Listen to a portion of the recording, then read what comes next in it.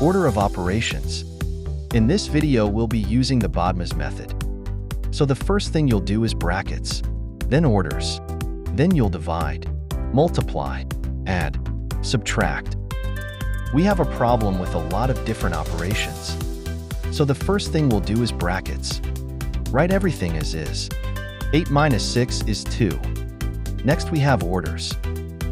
2 to the power of 2 is 4. Next we have division. 4 divided by 2 is 2.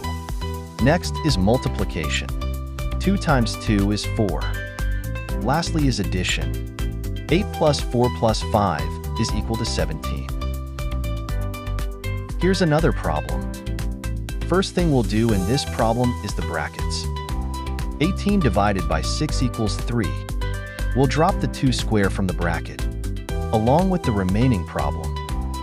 The next thing on our list is order.